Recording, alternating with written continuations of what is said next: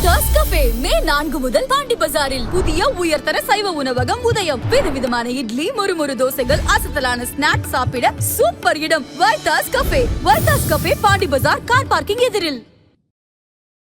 ராகு திசை ராகு புத்தி நடப்பவர் யாராக இருந்தாலும், கேது திசை கேது புத்தி நடப்பவர் யாராக இருந்தாலும், இவர்கள் அனைவருக்குமே ராகு கேதுனுடைய தாக்கம் நிச்சயமாக இருக்கும். இந்த வருடமுமே இந்த ராகு கேது பயிற்சி அப்போ இந்த கோவிலுக்கு போயிட்டு வாங்க அப்படின்னா என்ன கோவில் சொல்லுவீங்க? பூந்தோட்டம் பக்கத்துல கோயில் திருமாலம்னு ஊரு. இது யோக ராகு யோக கேது சேத்திரம்னு அந்த சேத்திரம். அதாவது திருமணமாக இருக்குது, வேலை இல்லாதவங்களுக்கு வேலை கிடைச்சிருக்கு, கடன் பிரச்சனை தீர்ந்து இருக்குது. கடுமையான ராகு கேது சர்ப்பம் இருந்தவங்களுக்குலாம் அங்கே போனோன்னா அந்த ராகு கேது சர்ப்பத்தினுடைய தோஷம் முழுவதுமாக நிவர்த்தி ஆகிருக்குது. பார்க்கும்போது விக்கிரமாக தான் தெரியும். நீங்கள் கூர்ந்து கவனிச்சிங்கன்னா பாம்பு எப்படி ஆடும், அது மாதிரி அந்த விக்கிரங்களை அப்படியே ஆடுங்க. காலத்தே காலமே செய்யக்கூடிய காலநாதனாக இருக்கக்கூடிய ஆலயம். அதனால அதுக்கு பேர் காளகஸ்தின் பேர். வாழ்க்கையில் வெளிச்சமே இல்லையா, நம்ம வாழ்வில் ஒளி இல்லையா அப்படின்ற கவலைப்பட்டவங்களுக்கெல்லாம் ஒரு மோட்சமான காலம், ஒரு விடிவான காலம், ஒரு நல்ல காலம் நினச்சிக்கலாம். ஆதன் ஆன்மீகம் நேயர்களுக்கு ஷாம்லாவின் அன்பு கலந்த வணக்கங்கள். முக்கிய தகவல்களை குறுஞ்செய்தி வாயிலாக தெரிந்து கொள்ள ஆதன் செயலியை டவுன்லோட் பண்ணுங்க. அதற்கான லிங்க் இந்த வீடியோக்கு கீழே டிஸ்கிரிப்ஷன்ல இருக்கு. நம்ம ஆதன் ஆன்மீகத்துல ஆன்மீகம் சம்பந்தப்பட்ட பல கேள்விகளுக்குமே தினந்தோறும் ஒவ்வொரு வகைகள பதில்களை பார்த்துக்கிச்சுக்கோம். அந்த வகையில இன்னைக்கு நம்மோடு யார் இணைஞ்சிருக்காங்க அப்படின்னு பாத்தீங்கன்னா, ஆன்மீகம், ஜோதிடம், எண்கணிதம், வாஸ்து போன்ற பல்துறை வித்தகரா இருக்கக்கூடிய பழனி வேல்முருகன் அவர்கள் தான் இன்னைக்கு நம்மோடு இணைஞ்சிருக்கிறாரு. இவர்கிட்ட நிறைய விஷயங்களை பேச போறோம். வணக்கம் ஐயா. வணக்கம். எப்படி இருக்கீங்க? நல்லா இருக்கு. அவர் 26ஆம் தேதி அன்னைக்கு ராகு கேது பயிற்சி நடக்க போகுது. ஒவ்வொருத்தவங்களோட வாழ்க்கையிலுமே இந்த சனி பயிற்சி, ராகு கேது பயிற்சி முக்கியமா பார்க்கப்படுது. இந்த 2025 வரக்கூடிய ராகு கேது பயிற்சி என்ன மாதிரியான ஒரு பலன்களை தரப்போகுது ஐயா? பொதுவா பார்க்கலாம். ராகு கேது பயிற்சி 1.5 ஆண்டுகளுக்கு ஒரு முறை வரக்கூடியது. குரு பயிற்சி வருடத்துக்கு ஒரு முறை, சனி பயிற்சி 2.5 ஆண்டுகளுக்கு. இது முக்கிய கிரகங்களுடைய பயிற்சின்னு சொல்லி கருதப்படும். இதில் இந்த ராகு கேது பயிற்சி என்பது எதிர்மறை சுற்று, அதாவது ஆண்டி கிளாக் வைஸ். எல்லா கிரகங்களுடைய பயிற்சி கிளாக் வைஸ் ஆகணும் இல்லையா? இந்த ராகு கேது பயிற்சி மட்டும் ஆண்டி கிளாக், எதிர்மறையான சுழற்சியில் வரும். அப்போ எதிர்மறையான சுழற்சியில் வரும்பொழுது 12 ராசி சக்கரங்களிலையும் இந்த ராகு கேது பயிற்சி ஏற்படும் போது ஏற்படக்கூடிய விளைவுகள் இந்த உலகத்திலையும் இந்த பிரபஞ்சத்திலையும் என்னென்ன மாற்றங்களை ஏற்படுத்த போகுது அப்படிங்கிற பற்றி ஒரு பதிவு. 18 ஆண்டுகளுக்கு ஒரு முறை அந்த ராகுவும் கேதுவும் அரவ கிரகம் என்று சொல்வார்கள், சர்ப்ப கிரகம் என்று சொல்வார்கள்.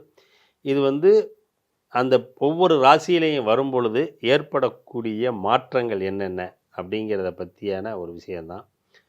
போன ராகு கேது பயிற்சி ஜலராசியில் மீனத்தில் இருந்தது.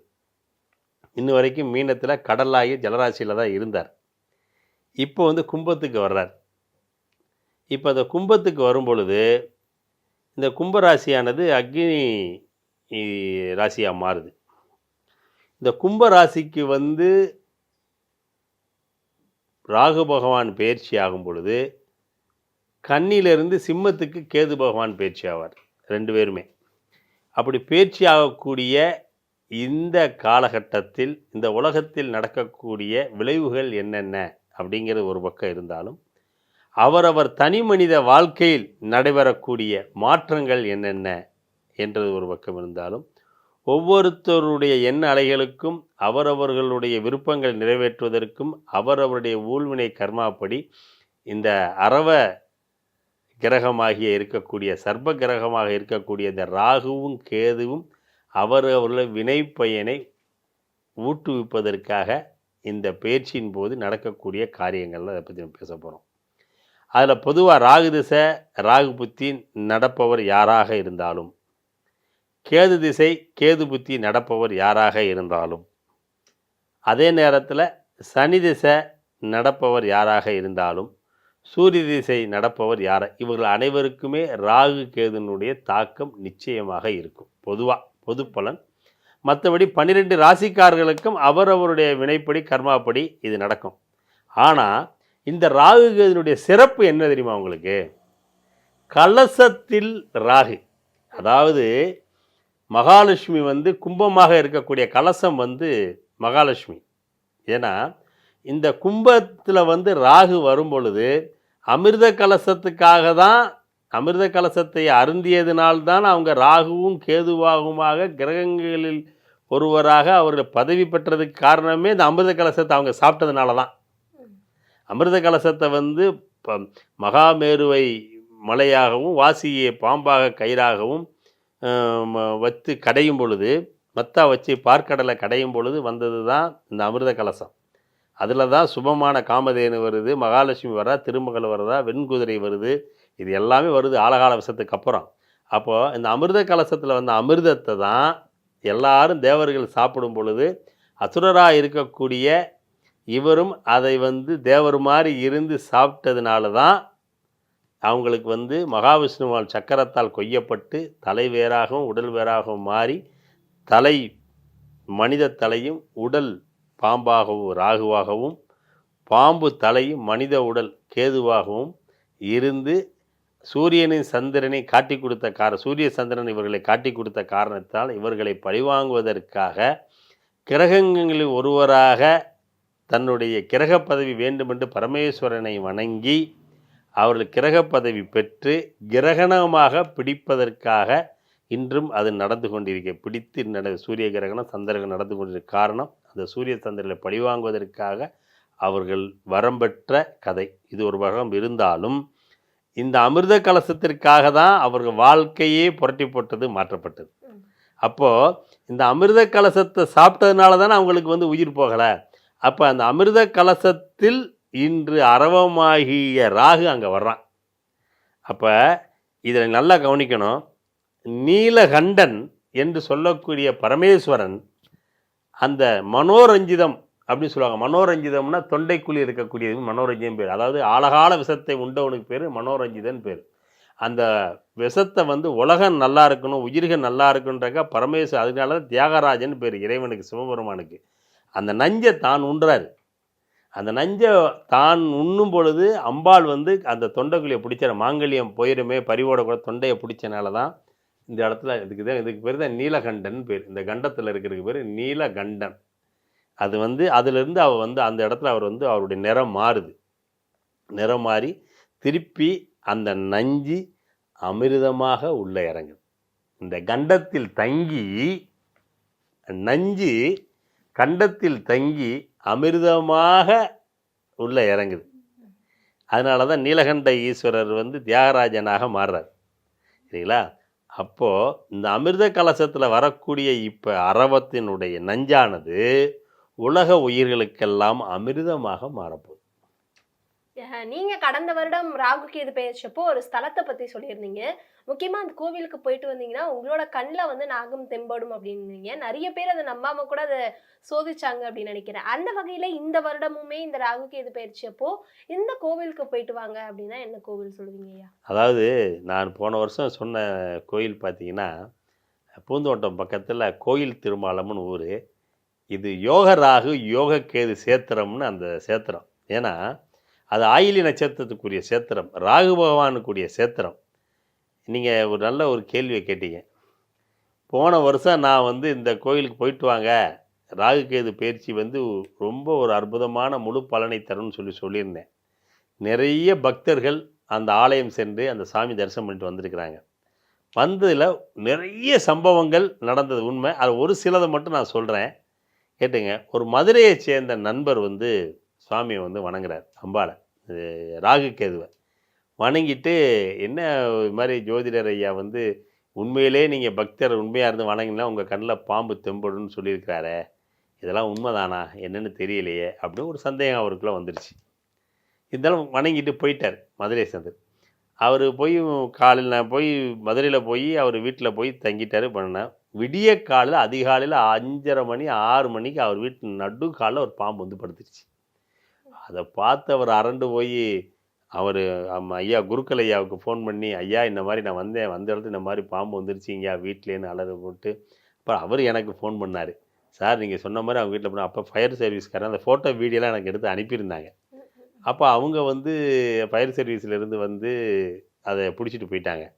போனால் மறுநாள் இன்னொன்று வந்து படுத்துருச்சு அவங்க வீட்டில். இப்போ அவர் என்னங்க எனக்கு ஃபோன் பண்ணி அப்படின்னா, நான் ஏங்க நீங்கள் சந்தேகப்படலாமா முதல்ல?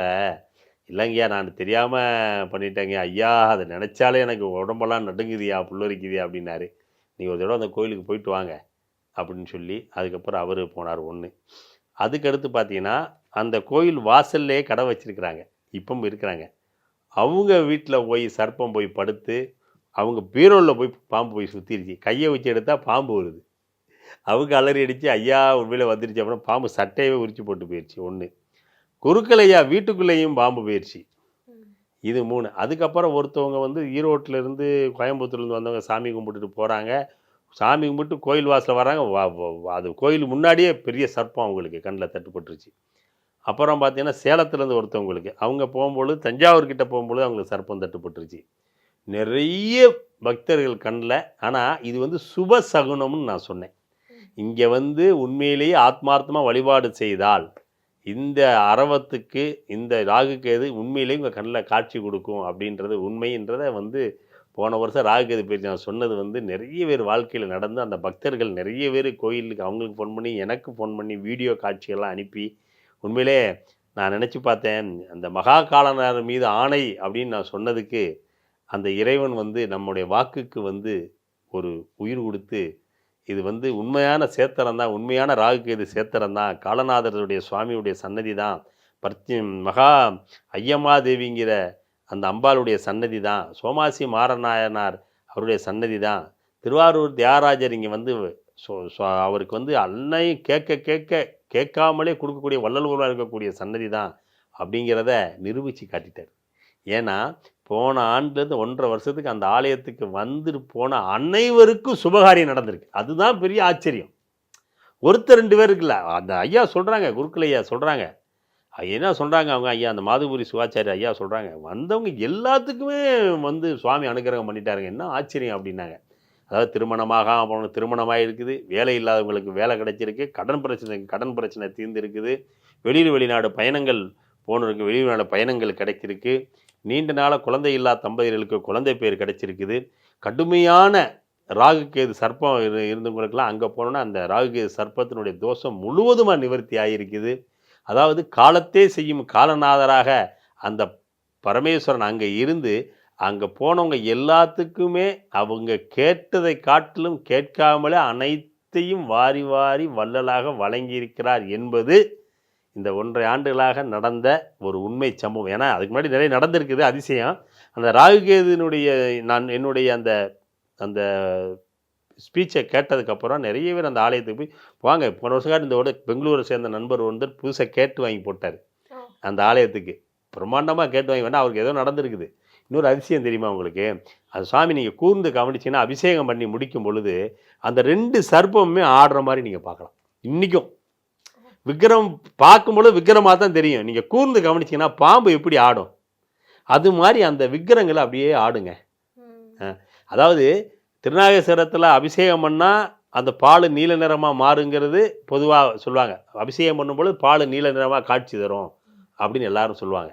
ஆனால் இங்கே அதிசயம் என்னென்னா அந்த சுவாமியே ஆடும்.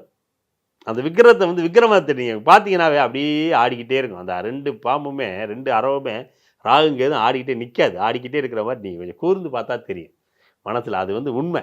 நீங்கள் பார்த்தீங்கன்னா அது நிற்காது, அப்படியே ஆடிக்கிட்டே இருக்கும். அந்த பாம்பு இப்படி ஆடுதோ அந்த ஆட்டம் ஆடிக்கிட்டே இருக்கும். அதனால தான் அது வந்து குபேரனுக்கினுடைய ராகுகேது தோஷத்தை காலசர்ப்ப தோஷத்தை நிவர்த்தி பண்ண ஆலயம், காலத்தே காலமே செய்யக்கூடிய காலநாதனாக இருக்கக்கூடிய ஆலயம். அதனால அதுக்கு பேர் காளகஸ்தின்னு பேர். அந்த ராகுகேது போய் வணங்குங்க. ஏன் சொல்கிறேன்னா இப்போ வந்திருக்கக்கூடிய அமிர்த ராகு, இதுக்கு பேர் அமிர்த ராகு, ஆதவ கேது, சூரியனுடைய வீட்டில் கேது போகிறாரு. அமிர்த ராகு ஆதவ கேது இது வந்து பார்த்தீங்கன்னா அற்புதமான, ஏன்னா யோகத்தை கொடுக்கக்கூடிய அம்சத்தில் வந்திருக்கார். காலசர்ப்பத்துக்கு வந்து 11ஆம் இடம் லாபஸ்தானம், மேசத்துக்கு 11ஆம் இடம் வந்து கும்பம். அப்போ லாபஸ்தானத்தில் வந்து அமிர்த ராகுவா வந்து பகவான் வந்து அமர்றாரு. அமிர்த ராகுவா வந்தாருன்னா அவர் அதாவது நஞ்சை வந்து அமிர்தமாக மாற்றுறது எது அப்போ கெட்டதெல்லாம் மாறப்போகுதுன்னு அர்த்தம். நஞ்சு விஷம், அது அமிர்தமாக மாறுது. அப்போ நஞ்சை வந்து அமிர்தமாக மாற்றிய பரமேஸ்வரனுடைய அருள் இந்த காலகட்டத்தில் தான் நடந்தது. பகவான் வந்து எப்படி அந்த நஞ்சை அமிர்தமாக்குனார்னா ராகு பகவான் கும்பத்தில் அமரும் பொழுதுதான் அவருக்கு அந்த ஏன்னு கேட்டிங்கன்னா அங்கே தான் எப்போ நடந்த சம்பவன்ற சூட்சுமத்தை சொல்கிறேன் கேட்டுக்கங்க. ராகு வந்து புரட்டாதி நட்சத்திரத்தை பிடிப்பார். புரட்டாதி நட்சத்திரத்தில் 2ஆம் பாதத்தையும் 1ஆம் பாதத்தையும் கடந்து அடுத்து சதயத்தை பிடிப்பார். சதயம் யார்? அர்த்தநாரீஸ்வரர், உமையொரு பாகன். அந்த நட்சத்திரத்தை வந்து ராகு பிடிக்கிற அந்த காலகட்டம்தான் நீலகண்டன் தியாகராஜனாக மாறுகிறார். இது வந்து இன்னும் இதுக்காக காத்து கிடக்கிற 18 வருஷம் காத்திருக்கணும். நீங்கள் இந்த காலம் வர்றதுக்கு மீண்டும் 18 ஆண்டுகள் காத்திருக்கணும். ஒரு நாள் 2 வருஷம் இல்லை, 18 வருஷத்துக்குள்ள மனிதனுடைய வாழ்க்கை எப்படி மாறும். அதனால் ராகு பகவான் சதயத்தை எப்பொழுது தொடுகிறாரோ 4 பாதத்தையும் பிடிப்பார். இந்த காலகட்டம் பொற்காலம் பொற்காலம் பொற்காலம் தான். அது ராகுவை வந்து சரி உமையொரு பாகனை வணங்குறதுக்கு அற்புதம். ஏன்னா உமையொரு பாகனை வந்து ராகு பகவான் கடக்கக்கூடிய காலம், அவரோட இணையக்கூடிய காலம், உமா மகேஸ்வரனோட இரண்டரை கலக்க வேண்டிய கலந்து பயணிக்கக்கூடிய காலம். இந்த காலம் வந்து எப்படி மற்றவங்களுக்கு தீமை செய்யும்? தீமை செய்யறதுக்கு வாய்ப்பே கிடையாது. சதய நட்சத்திரத்தில் அதுதான் பொற்காலம். சதயத்தில் வரப்போறாரு ராகு, பொற்காலம். அவர் வேணுங்கிறது எல்லாத்தையும் கேட்டு வாங்கிக்கங்க. இந்த காலகட்டத்தை விட்டுட்டீங்கன்னா இன்னும் நீங்கள் 18 ஆண்டுகள் காத்திருக்கணும்.